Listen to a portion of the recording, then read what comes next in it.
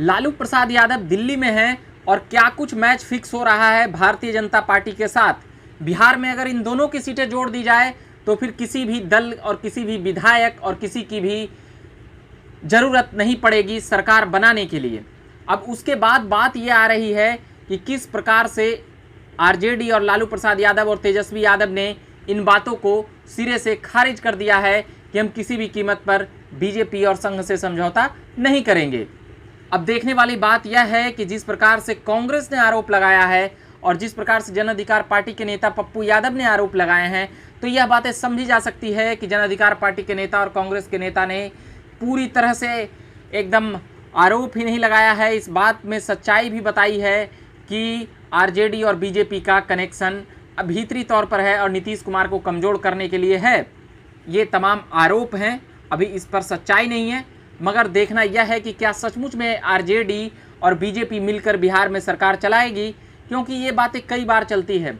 कई लोगों का कहना है कि लालू प्रसाद यादव इस बात के लिए नहीं मानेंगे, मगर कई लोगों का कहना है कि बीजेपी की जिस प्रकार से संगठनिक पकड़ है उसके नेता तमाम नेताओं से मिलते रहते हैं, उसके पास संघ है, संगठन है, मिलने की एक बहुत बड़ी टीम है और प्रक्रिया है। तो क्या लालू यादव बीजेपी से मर्ज करते हुए भविष्य में नजर आएंगे? यह भी एक प्रश्नवाचक चिन्ह है। आपको भी मन हो तो कमेंट बॉक्स में उचित शब्दों में जवाब दे सकते हैं कि क्या इन बातों में सच्चाई है या होना चाहिए या नहीं होना चाहिए। मगर अभी जो फिलहाल बातें हैं कि लालू प्रसाद यादव ने इस बात से इनकार कर दिया है और आरजेडी के नेता ने भी इस बात से इनकार कर दिया है कि हमारी कोई ऐसी मैच फिक्सिंग नहीं है। मगर चिराग को लेकर लालू प्रसाद यादव कह चुके हैं कि बिहार के आने वाले नेता हैं, बड़े नेता हैं और चिराग ही नेता हैं। जिस प्रकार से पशुपति पारस और चिराग पासवान में जो घटना हुई थी उस पर लालू प्रसाद यादव ने बेबाकी से कहते हुए नजर आए थे। मगर अभी जो सबसे बड़े सवाल कांग्रेस और पप्पू यादव की तरफ से जो लग रहा है वह यही लग रहा है कि क्या बीजेपी से आरजेडी की दोस्ती भीतरी तौर पर चल रही है। यह बिहार की सियासत में कह सकते हैं कि एक बहुत बड़ा भूचाल लाने वाला यह सवाल है या आरोप है। जब जब ये बातें कांग्रेस और विपक्षी दलों से कही जाती है, शायद अभी अभी दुश्मनी हुई है, इसीलिए कोई भी आरोप लगाने के लिए नेता आतुर रहते हैं। मगर अगर 75-74 अगर 74 सीटें अगर मिल जाएगी तो सोचिए कि 150 सीटों के पास जाकर रुकेगा यह काफिला और फिर कितनी आसानी से यहाँ पर सरकार बनाते हुए नजर आएंगे आरजेडी और बीजेपी।